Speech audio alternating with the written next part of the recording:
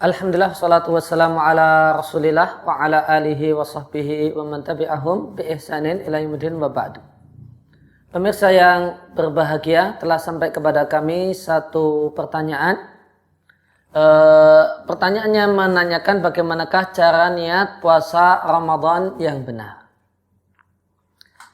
Kaum muslimin rahimani wa rahimakumullah, satu hal yang patut untuk kita sadari bersama, bahasanya niat itu adalah amalul qalbi. Niat itu adalah aktivitas hati. Maka seorang itu dikatakan berniat manakala di dalam hatinya terdapat keinginan untuk melakukan suatu hal. Maka niat itu maknanya adalah al-iradah. Maknanya adalah berkeinginan. Dan niat itu adalah buah dari ilmu, atau niat itu adalah ilmu itu sendiri.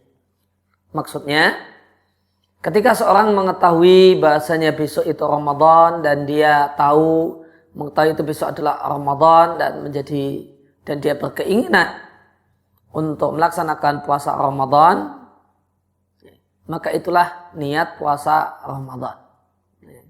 Maka di sini niat adalah dampak atau buah dari ilmu atau pengetahuan tentang satu hal.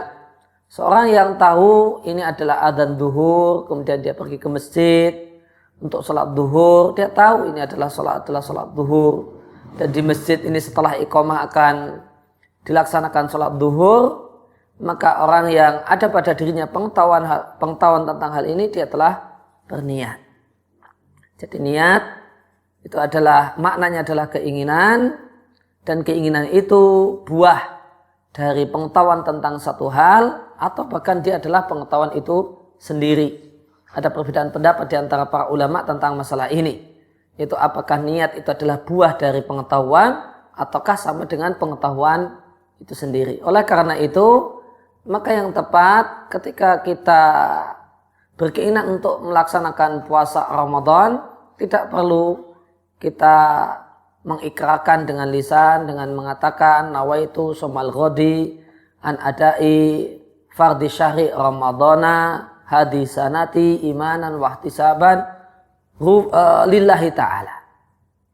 Kalimat semacam ini tidaklah perlu dilakukan karena beberapa alasan dan pertimbangan. Yang pertama, kalimat ini adalah kalimat ibadah.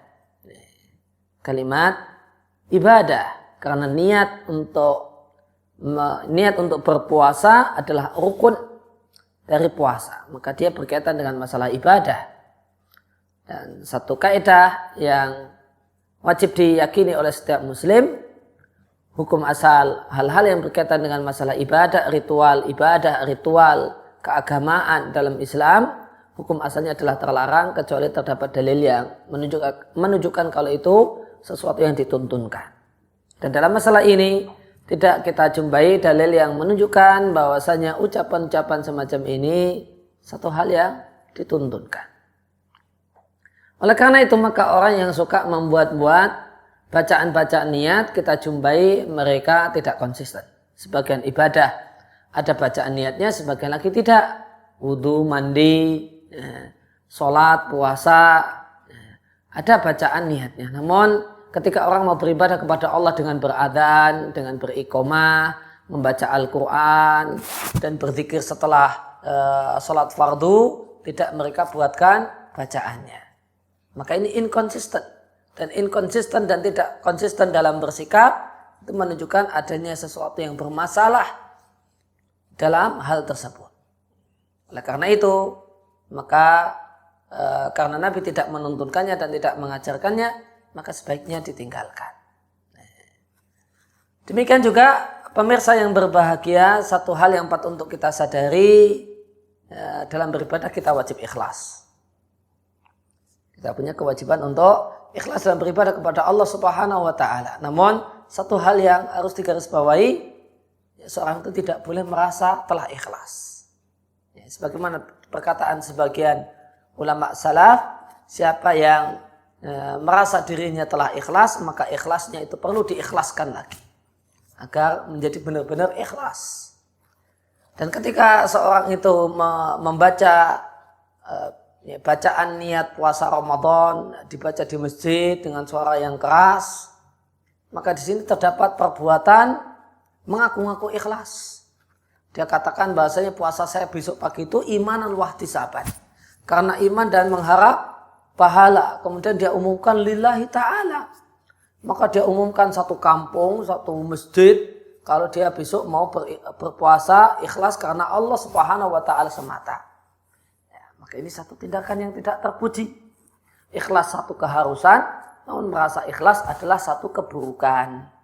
Ya, maka minimal dua pertimbangan ini, maka sikap yang tepat jika kita ingin jadi muslim yang taat, muslim yang cinta Nabi, muslim yang karena cinta Nabi maka dia berupaya untuk mengikuti Nabi, maka dia tinggalkan bacaan niat puasa Ramadan atau bacaan niat puasa sunnah atau puasa yang lain.